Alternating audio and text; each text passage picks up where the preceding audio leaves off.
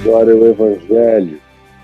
o Evangelho que realiza essa restauração que te levanta do monturo e te faz assentar com os príncipes do povo. Eu tenho aqui para mim um texto no qual eu falo desde o início, desde que eu conheci para mim, em mim, o Evangelho, e Jesus no Evangelho e o Evangelho em Jesus, em mim. Desde que o Espírito Santo fez ninho, pousada definitiva no meu ser. Está aqui em Lamentações de Jeremias, um texto que nessa pandemia foi usado e reusado e gastado e desgastado. Algumas pessoas falaram coisas certas e uma multidão aplicando coisas erradas, tudo equivocado, mas não fazia mal, pelo menos era isso. Quero trazer à memória o que me pode dar esperança. E por si só, essa declaração já vale a soma de todos os coaches do mundo. Quero trazer à memória o que me pode dar esperança. Agora, isso fica mais forte quando a gente olha o que estava acontecendo. Primeiro, na profecia de Jeremias, que é longa, é uma das maiores em termos de capítulos aqui no Velho Testamento, superada só por Isaías, que vai mais distante nos capítulos. Mas, em termos de grandeza de texto, Jeremias e Isaías têm praticamente o mesmo tamanho. São narrativas continuadas. Isaías é um pouco mais fragmentado do que Jeremias, que é mais contínuo. Aí, ao final, tem esses salmos de Jeremias, chamados de lamentações, que são as angústias, são os extravasamentos da dor, da perplexidade. Aliás, uma das palavras bastante usadas aqui é perplexidade, é susto, não ter para onde olhar, não encontrar. E a situação era tão horripilante do lado de fora que ele preferia olhar para dentro. É por isso que ele diz, eu vou puxar da memória, porque não há nada a ser visto na história. Então, eu vou puxar da minha memória o que me pode dar esperança. Aí ele diz, por exemplo, não dá para ler o contexto todo aqui de Lamentações, senão não acaba nunca. Mas no início do capítulo 3, olha como ele inicia esse capítulo 3. Presta atenção aqui comigo. Ele diz, eu sou o homem que viu. Eu sou o homem que viu. Ele não leu, ele não foi informado, ele estava lá. Ele estava no olho do furacão. Tem certas pessoas que sabem da dor humana, que assistem na TV, aqui, ali, imaginam, quando são solidárias, quando são empáticas, elas imaginam com um pouco mais de emoção, de dor, de recolocação no lugar do outro, quem sabe. Mas não há nada, absolutamente nada que se compare a estar num bunker em Kharkiv, lá na Ucrânia, a estar cercado lá em Mariupol, sem comida, sem energia, no frio, com fome, quase sem saída, e bomba caindo, inocente morrendo, e hospital sendo destruído, e escolas e creches e maternidades prédios residenciais vindo abaixo, tua casa desaparecendo em cinzas. Como é que você sente isso na TV? Tem gente até que me diz, não, eu não estou assistindo nada dessa guerra porque eu não quero sofrer. E eu estou assistindo tudo dessa guerra porque eu preciso sofrer. Eu preciso sofrer o que acontece no mundo, pelo menos na medida do que eu possa, agradecendo a Deus por ter sido tão poupado de algo semelhante a isso até o dia de hoje na minha vida. Eu experimentei muitas outras dores, mas praticamente todas as dores que eu conheci nessa vida foram provocadas por mim. Foram provocadas pelo que eu disse, pelo que eu falei, pelo que eu enfrentei, pela necessidade de encarar, de dizer não, ou então por erro, por equívoco, por pecado. E aí a consequência veio, e eu conheço a minha dor, que foi horrível, horrorosa. Para alguns seria suicida de tanta agonia, de tanta opressão de todos os lados, de dentro e de fora. Como Paulo disse, eu não quero que ignoreis, irmãos, a natureza das angústias que me sobrevieram, a ponto de eu pensar em desistir da própria vida. O que ele está dizendo é: deu vontade de morrer, de tirar a própria vida, de acabar com a vida, de tão horrorosas que eram as angústias de fora e as angústias de dentro. Às vezes acontece isso na existência de alguém. Acontece. E ele diz: eu sou o homem que viu a aflição pela vara do furor de Deus. Ele me levou e me fez andar. Ele me obrigou a andar em trevas e não em luz.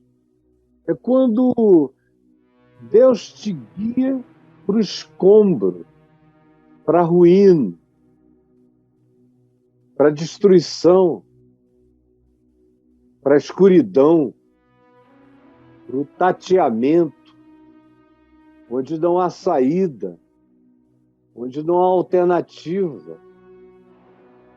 Às vezes, hoje em dia, com tudo bem, eu encontro alguns amigos que me dizem: se eu soubesse que naquele tempo você estava precisando disso, eu teria te socorrido.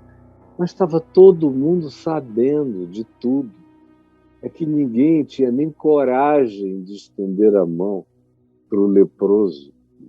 Para o leproso, você quer que ele fique longe, ou você, não podendo afastá-lo, corre dele. Era assim que era a situação, e eu me lembro muito bem, sem nenhuma dor, nenhuma amargura, mas com a memória intacta. Eu fui levado por ti, Senhor, tu me levaste e me fizeste andar em trevas e não na luz. Eu tinha andado na luz a vida inteira, desde que encontrei o Evangelho. Agora era a minha vez de conhecer a treva. E eu não fui levado porque Deus é sádico. Fui eu que escolhi. Eu que botei o pé no abismo. E aí conheci as consequências. Todas elas. E a linguagem de Jeremias, que não tinha feito nada, ele podia dizer: tu me levaste. Eu não posso dizer isso. Eu fui e entrei nas trevas e tu me levaste. Porque eu escolhi andar nas trevas e a bênção é que ele não me deixou sozinho, ele me levou. E ele me guiou na escuridão, onde não havia luz. Deveras Deus volveu contra mim a sua mão de contínuo, todo dia, o dia todo doía, não tinha alternativa, era angústia por fora e desespero e dor por dentro. Sim, fez envelhecer a minha carne, que eu pensei que estava com câncer, que ia morrer. Tinha certeza que eu não ia viver mais do que uns poucos anos. A minha pele estava sofrendo a ardência da minha agonia. Os meus ossos estavam despedaçados. Eu não tinha estrutura para me pôr em pé. E Deus edificou contra mim e me cercou de veneno e de dor. Veneno e de dor. E fez-me habitar em lugares tenebrosos, como os lugares onde estão os mortos. Cercou-me de muro. Eu olhava e não tinha saída, não dava para sair, não tinha porta aberta. Os meus grilhões pareciam não se quebrar. Eu me esforçava, mas continuavam. Ainda quando eu gritava, parecia que a minha oração não encontrava a resposta. Fechou os meus caminhos com pedras encaixadas, fez tortuosas e labirínticas as minhas veredas, nada dava certo e eu não conseguia encontrar uma saída. Fez-me como urso à espreita, um leão de emboscada. Fez-se-me, ele colocou, parecia que tinha um urso ali, um leão acolá, e eu emboscado, adversários. Eu não vou ler o texto todo. Aí diz aqui que ele ouvia o escárnio dos inimigos, dizendo: acabou, virou canção, virou ditado. Como eu sei que virei canção e ditado na boca de um monte de gente perversa. Enquanto isso, parecia que você comia pedrinhos. E a paz se afasta da tua alma. Então disse eu: já pereceu a minha glória. Eu olhei para trás e disse: já era. O que Deus um dia fez na minha vida, já fez. E quem aproveitou, aproveitou.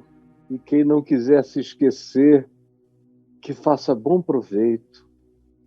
Mas a minha esperança morreu.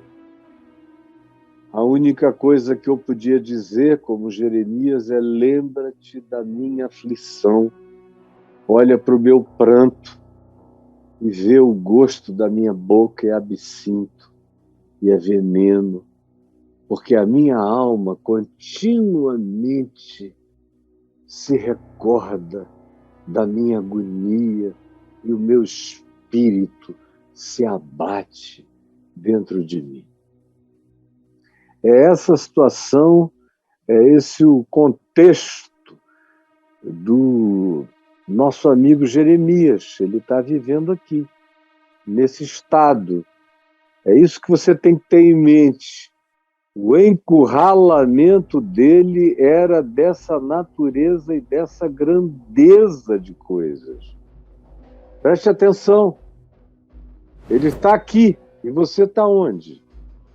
Eu estava lhe dizendo que eu conheço essa viagem aqui, não como a dele, que era um inocente no meio da calamidade. Eu escolhi a minha.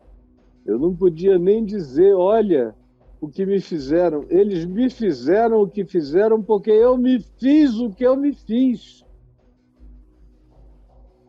De modo que em mim não tinha uma gota de autovitimização. Eu sabia que tudo era justo.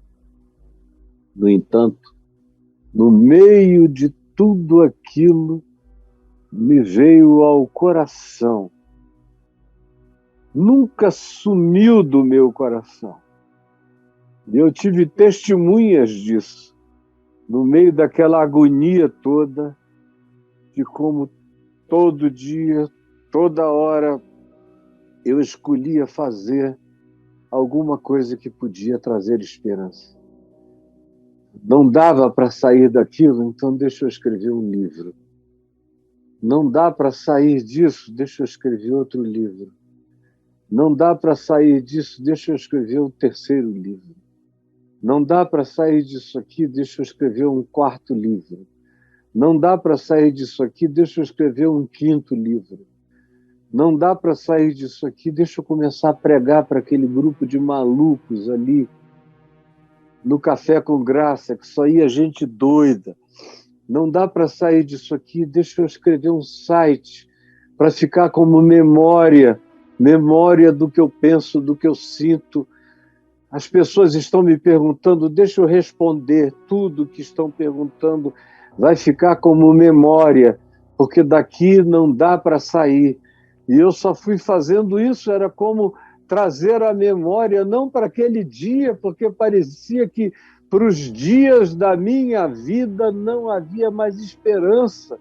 Mas eu estava escrevendo para o futuro, escrevendo para a maturidade dos meus filhos, escrevendo para os meus netos, escrevendo para os meus bisnetos, escrevendo para as próximas gerações, porque para mim parece que tudo tinha acabado.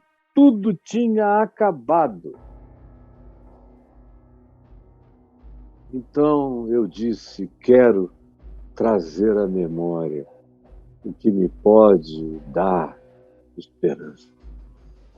Quero. O que me podia dar esperança era o Evangelho. Era a ressurreição dos mortos. Mortos ressuscitam. Foi o que eu preguei a vida inteira. Mortos ressuscitam.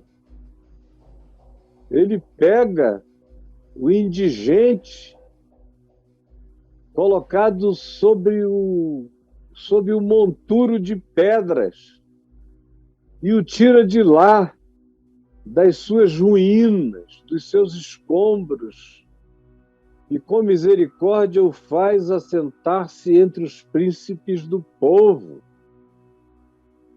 E o meu coração se agarrava a isso, e eu ouvia a palavra do meu pai que dizia, meu filho, isso é temporário, isso precisava acontecer. O que vai nascer daí é muito melhor do que o que tinha nascido antes. Não olhe para baixo, olhe para cima, porque o que o Senhor tem, ninguém para, ninguém controla a mão da misericórdia e do favor de Deus na sua vida. Isso é irreprimível, porque os dons e a vocação de Deus são irrevogáveis. Os dons e a vocação de Deus são irrevogáveis. E aí o coração foi se enchendo de Jeremias, que estava vendo a ruína de tudo que viria.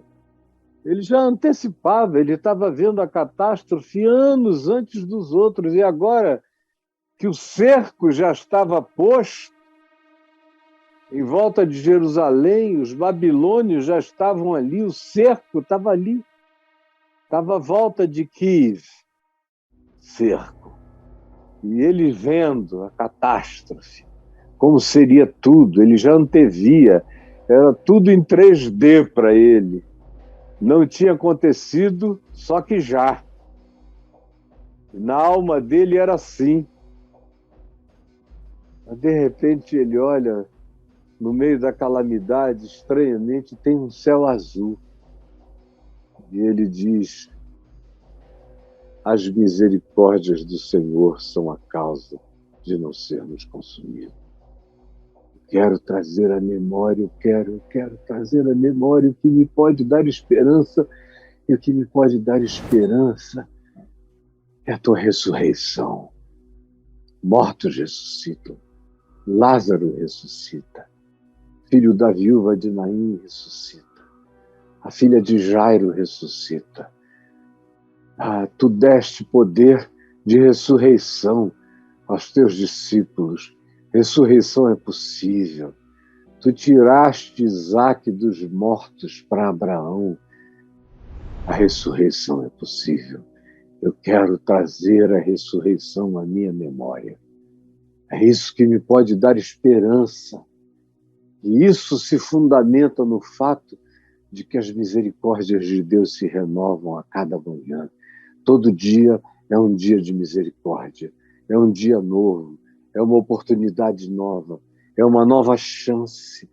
Não importa o que aconteceu até ontem. Hoje o sol nasceu de novo. Eu vou olhar para a luz desse dia como se fosse a luz do primeiro dia, de um regênesis, de um recomeço, de uma nova criação. Me dá esse olhar, me dá essa perspectiva, me dá essa fé, me dá essa esperança criativa, me engravida dessa possibilidade. Faze isso em mim. A única realidade que pode nos engravidar dessa esperança é a certeza das misericórdias do Senhor. As misericórdias do Senhor são a causa. Não são as circunstâncias, são a causa. É a propulsão, é a misericórdia de Deus em mim. É a graça de Deus em mim. É o fato de que Deus não desiste de amar. As misericórdias de Deus são a causa de tudo em mim, porque Deus não desiste de amar. As misericórdias de Deus são a causa de tudo em mim, porque Deus não desiste de amar. As misericórdias. Misericórdia que é um coração que se solidariza com a miséria do outro. É o coração de Deus para com o miserável, para com o descontinuado, para com o quebrado, para com o autodesistido. As misericórdias. Ele olha o aborto da tua vida, abortada pela existência, ele se compadece.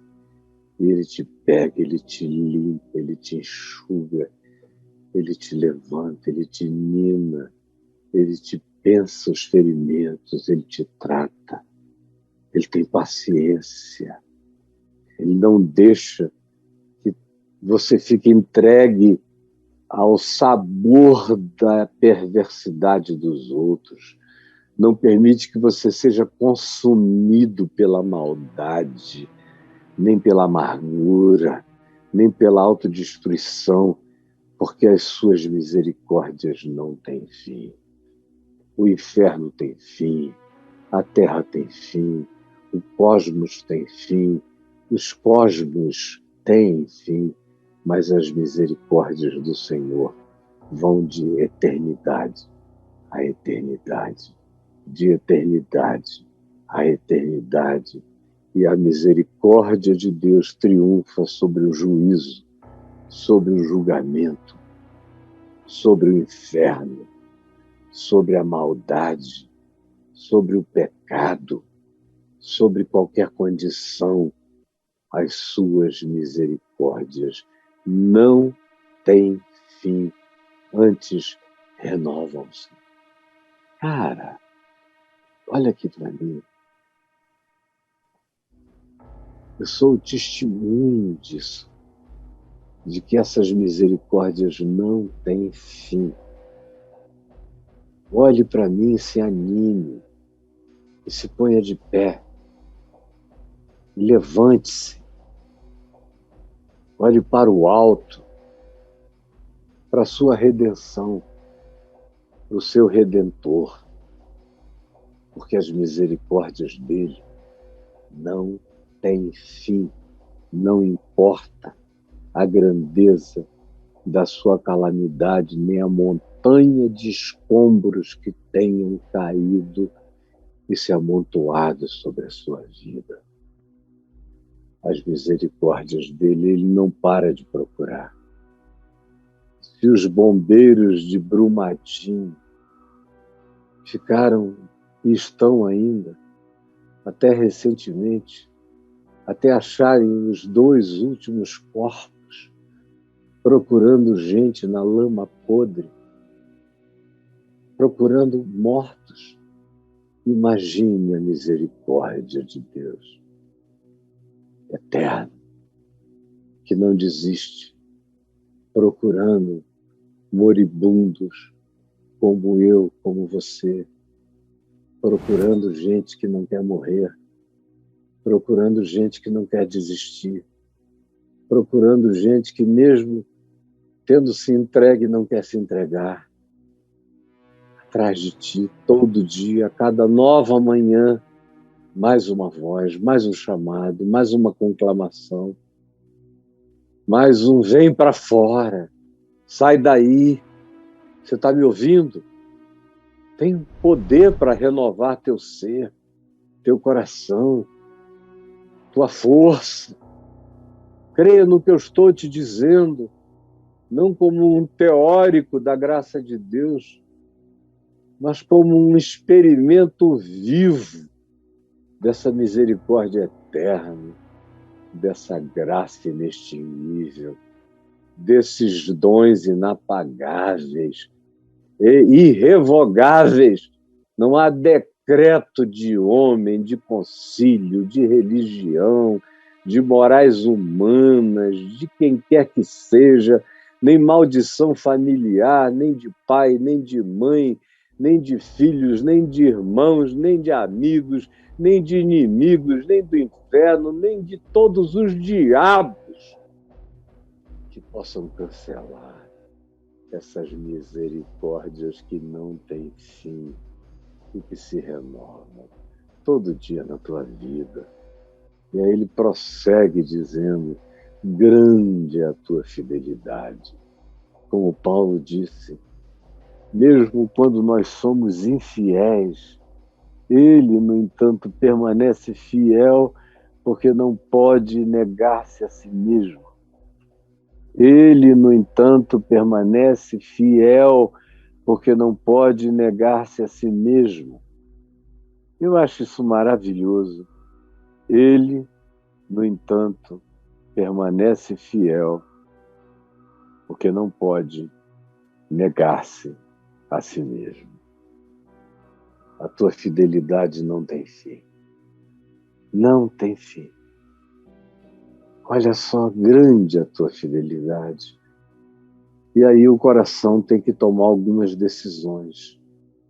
Primeiro é que a sua porção, como diz o verso 24, não é a calamidade.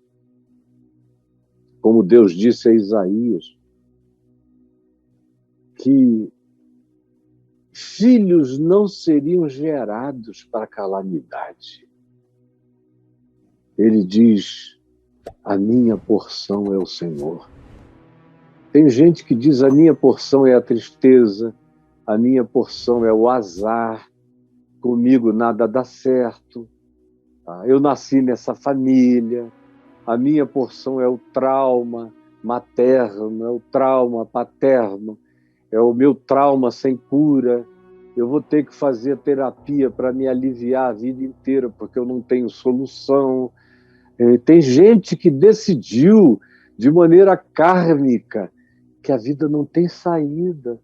Para esses, a vida não tem saída, a menos que você tome uma decisão de dizer, eu decido trazer à memória, eu não vou mais ficar rodando na recorrência dos pensamentos calamitosos. Para! Eu só evoco as memórias da misericórdia, da bondade e da graça de Deus. E o seu poder se aperfeiçoa justamente na fraqueza. Primeira atitude mental. Segunda, tudo que pode acontecer comigo poderá ainda acontecer de bom, porque as misericórdias de Deus são inesgotáveis. Terceiro, eu estribo no Senhor a minha vida, porque a fidelidade dele é irremovível, é irrevogável. Quarto, eu escolho que Deus é a porção da minha vida. A minha alma se nega a optar pela calamidade como script do resto da minha existência. A minha alma opta por uma vida melhor. Eu vou crer, eu vou esperar, eu vou desejar, eu vou conceber, eu vou imaginar, eu vou ser co-criador com a misericórdia de Deus nessa vida melhor, nessa atitude mental melhor.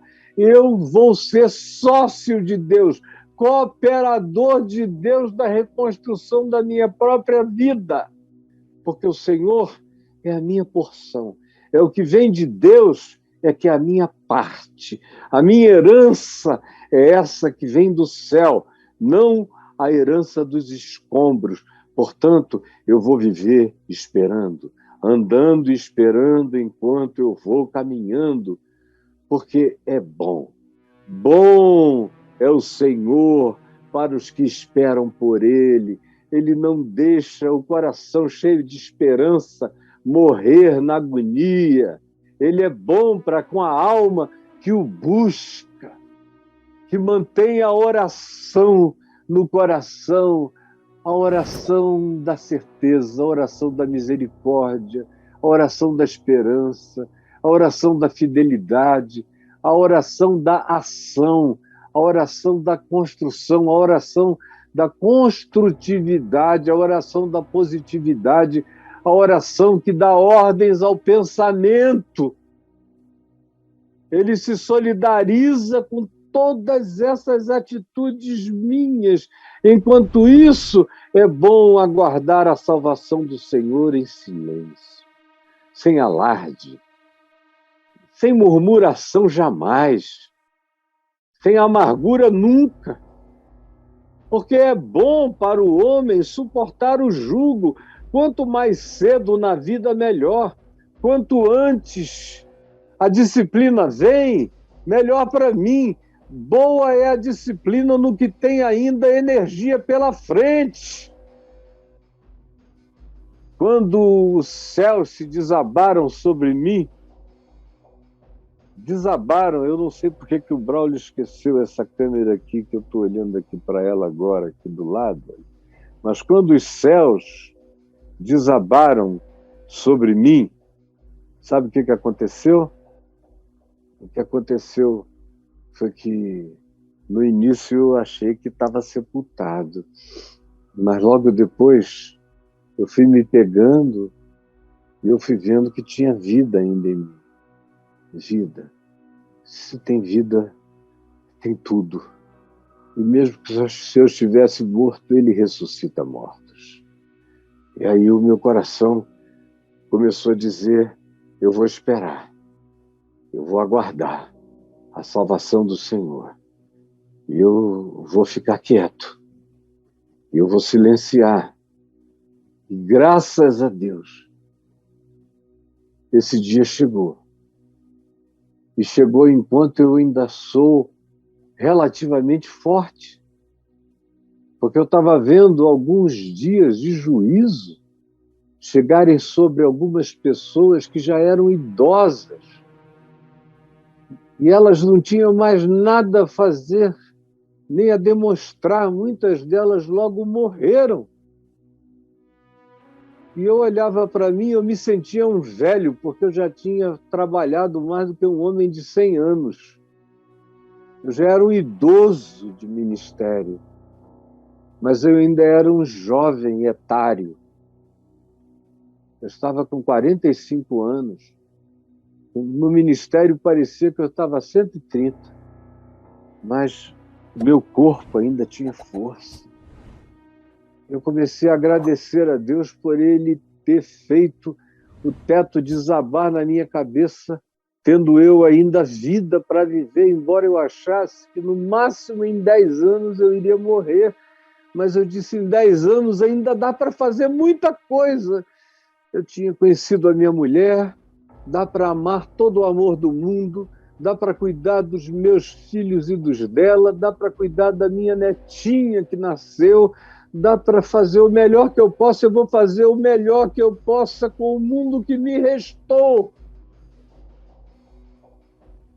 Eu vou fazer o melhor que eu possa com o mundo que me restou. Vou ficar em silêncio, vou sair da confusão, vou calar a minha boca e vou suportar o jugo, ainda enquanto eu tenho força. Assentei-me solitário, fiquei em silêncio, os amigos não me achavam, nem os inimigos, porquanto aquele jugo Deus tinha colocado sobre mim. Botei a minha boca no pó e criei que ainda havia esperança.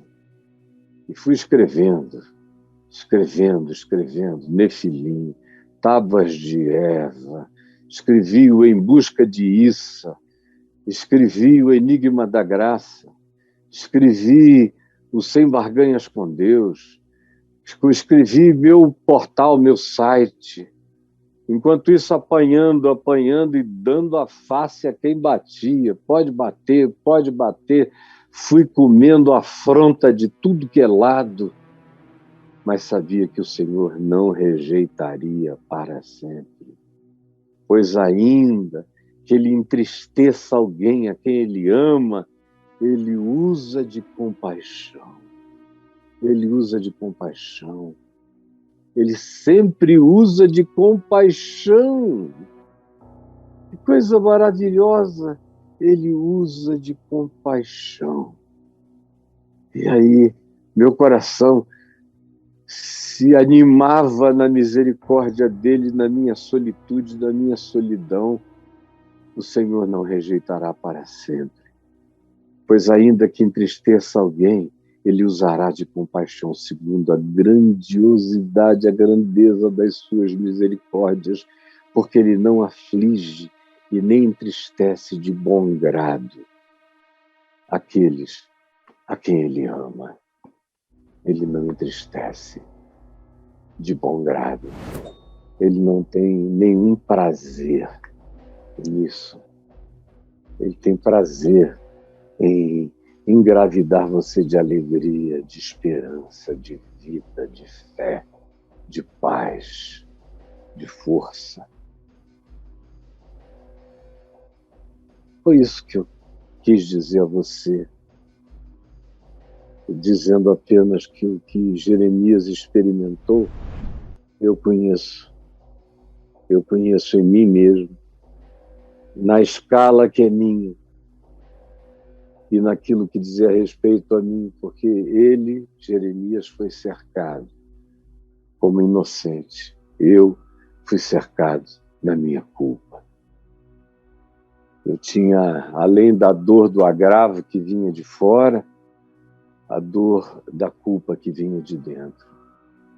Mas a oração foi exatamente a mesma, porque a certeza era absolutamente a mesma de que ele não desiste de amar e as suas misericórdias não têm fim. Não têm fim. Jesus, eu peço hoje que essa tua palavra eterna, de vida, de graça, que levanta qualquer um que queira se deixar levantar, que levanta dos mortos, que levanta da depressão, que levanta do medo, que tira do inferno, que afasta os escombros, que ouve a voz do gemido do sobrevivente, que enfia a mão e o puxa, ferido, porém vivo, para restaurá-lo, salvá-la, para colocar de novo assentado num lugar de vida entre os vivos. Louvado seja o teu nome. E eu peço que essa tua graça esteja fazendo milagres no coração de todo aquele que está ouvindo com ternura, com esperança, com o coração quebrantado e dizendo: é comigo, é para mim, e eu não desistirei. É o que eu te imploro, que essa voz da não desistência venha junto com o clamor da tua misericórdia e a certeza do teu salvamento. É o que eu te imploro agora, em nome de Jesus. Amém e amém.